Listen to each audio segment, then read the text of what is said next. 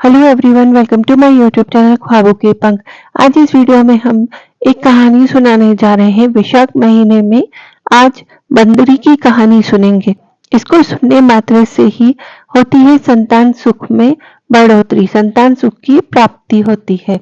इस वीडियो को शुरू करने से पहले आप सभी से विनम्र निवेदन है कि यदि आपने अभी तक मेरे चैनल को सब्सक्राइब नहीं किया है तो please like, share and subscribe my channel. साथ में बेल आइकन को भी प्रेस कर लीजिए ताकि आने वाले वीडियोस का नोटिफिकेशन आपको मिलता रहे। चलिए बंदरी की कहानी शुरू करते हैं। एक राजा था। वह वैशाख माह में प्रतिदिन ब्रह्म मुहूर्त में उठकर गंगा जी में स्नान करता था। राजा का आदेश था कि मुझसे पहले गंगा जी में कोई भी स्नान नहीं करेगा। राजा जब गंगा जी में स्नान करने जाते तो उन्हें प्रतिदिन शांत जल के स्थान पर हिलता हुआ हलचल युक्त जल दिखाई देता। तो राजा को संदेह होता कि निश्चित ही इसमें कोई और है जो पहले से गंगा जी में स्नान कर चुका होता है। अतः राजा ने नदी के तट पर पहरेदार बिठा दिए। गंगा जी के तट पर एक वृक्ष था। उस पर एक बंदरिया रहती थी। वह प्रतिदिन राजा के स्नान करने से पूर्व स्नान करके वृक्ष पर चढ़कर बैठ जाती थी। इस प्रकार होते होते पूरा वैशाख माह व्यतीत हो गया, किंतु अंतिम दिन राजा के सिपाही ने देख लिया और उस बंदरिया को पकड़कर राजा के पास ले गए और कहा कि यह बंदरिया आपसे पूर्व हर रोज गंगा जी में स्नान करती है। उधर राजा की प्रतिज्ञा थी कि यदि कोई भी स्त्री मुझसे पूर्व स्नान करती होगी तो मैं उससे विवाह कर लूंगा। इसलिए राजा को बंदरी के साथ विवाह करना ही पड़ा। वैशाख स्नान के पुण्य से बंदरी के गर्भ ठहर गया। 9 माह पूर्ण होने पर बंदरी ने राजा से पूछा कि शिशु जन्म के समय मुझे क्या करना चाहिए। तब राजा ने महल में एक घंटी लगवा दी और बंदरी से कहा कि जब तुम्हें दर्द हो तो उसे बचा देना, मैं संपूर्ण प्रबंध कर दूंगा। राजा की अन्य रानियां भी थी, उनकी कोई संतान नहीं थी। बंदरी को गर्भ है यह समाचार जानकर अन्य रानियां मन ही मन बंदरिया से ईर्ष्या करने लगी और भावी संतान का नाश करने हेतु विभिन्न योजनाएं बनाने लगी। घंटी लगी देखकर एक रानी ने बंदरी से इसका कारण पूछा। बंदर ने संपूर्ण वृत्तांत बता दिया। रानी ने बहकाया कि एक बार घंटी बजाकर तो देख ले कि राजा आते हैं या नहीं। बंदरी ने घंटी बजाई तो राजा दौड़े दौड़े महल में आए और घंटी बजाने का कारण पूछा। इस पर बंदरी ने उत्तर दिया कि मैंने तो रानियों के कहने पर घंटी बजाई थी। तब रानियों ने राजा से कहा कि यह तो पशु और न जाने कितनी बार घंटी बजाएगी। इस प्रकार कहकर उन्होंने घंटी को हटवा दिया। कुछ दिनों बाद बंदरी के शिशु जन्म का समय आ गया तो उसने अन्य रानियों से पूछा कि मैं क्या करूं।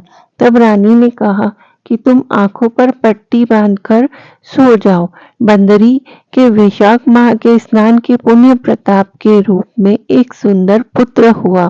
शिशु के जन्म होते ही उसके रोने से पूर्व ही रानियों ने उसे एक टोकरी में रखकर दासी को दे दिया और आदेश दिया कि इसे नदी में बहाकर आओ और उस शिशु के स्थान पर एक पत्थर रख दिया।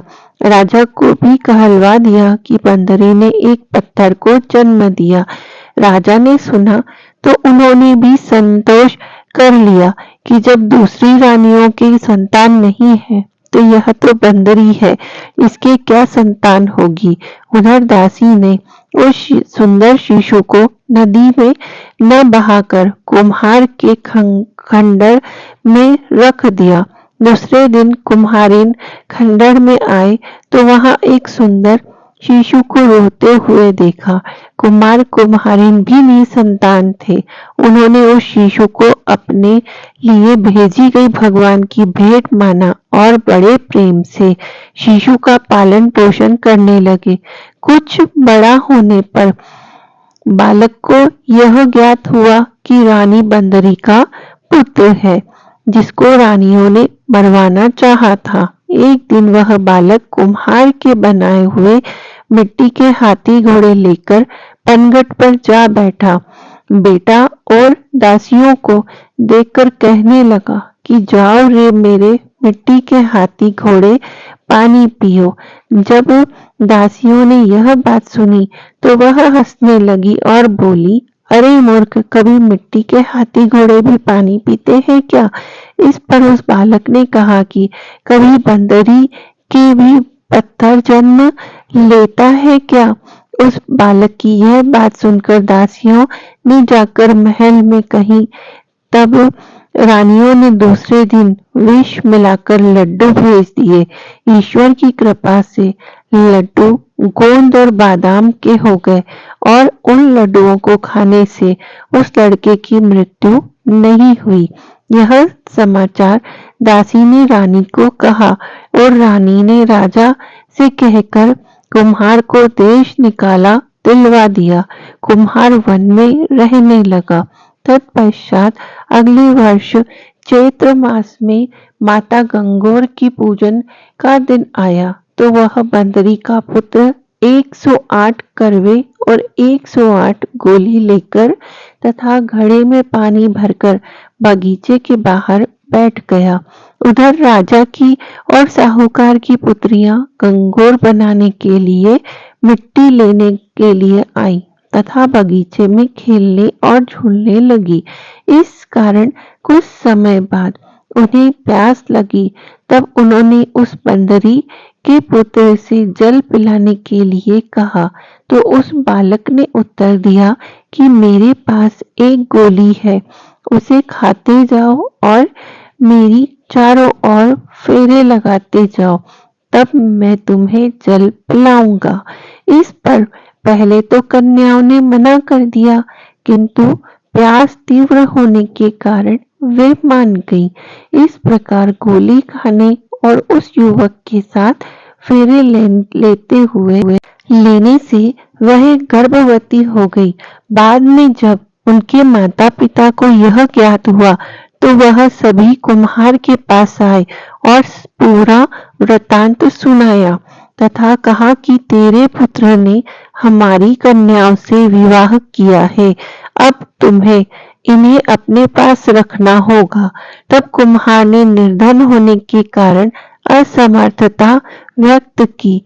दो कन्याओं के माता पिता ने बहुत सारा धन देकर अपनी कन्याओं को कुम्हार के घर विदा किया और कुम्हार ने घर में 108 बहुएं आ गई और कालांतर में उनके 108 ही पोते हो गए। कुम्हार ने समस्त नगरी को भोजन हेतु निमंत्रण दिया और राजा को भी बुलावा दिया। राजा के यहाँ से रानी बंदरी के अतिरिक्त सब भोजन हेतु पधारे। तब राजकुमार राजा की आज्ञा लेकर बंदरी को लेने रथ पालकी लेकर गया और लाकर सभा में सबसे ऊंचे स्वर्ण आसन पर बिठाया। राजकुमार ने अपनी सभी पत्नियों को समझा दिया था कि बंदरी मुझे जन्म देने वाली माता है। एक एक बहू रानी बंदरी के चरण स्पर्श करती गई और एक एक सोने का सिक्का और पोते को गोद में देती गई। जब राजा और अन्य रानियों ने यह सब देखा तो कुम्हार के पुत्र से इसका कारण पूछा।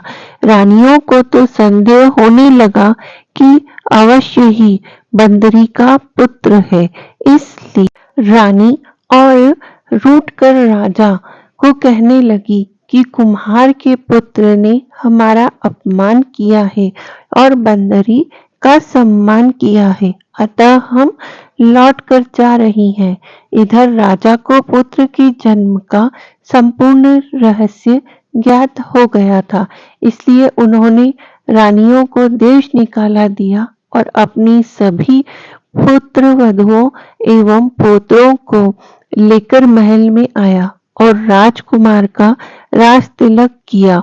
कुम्हार कुम्हारी को राजकुमार ने महल में रहने के लिए निवेदन किया, किंतु वह नहीं माने। तब राजा ने उन्हें ढेर सारा धन दिया।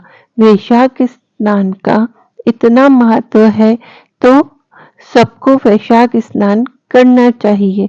बंदरी ने वैशाख स्नान किया तो उसे राजा का राज्य, पुत्र, बहुएं आदि प्राप्त हुए। ईश्वर जैसे बंदरी को पुण्य मिला, इसी प्रकार हमें भी पुण्य दे।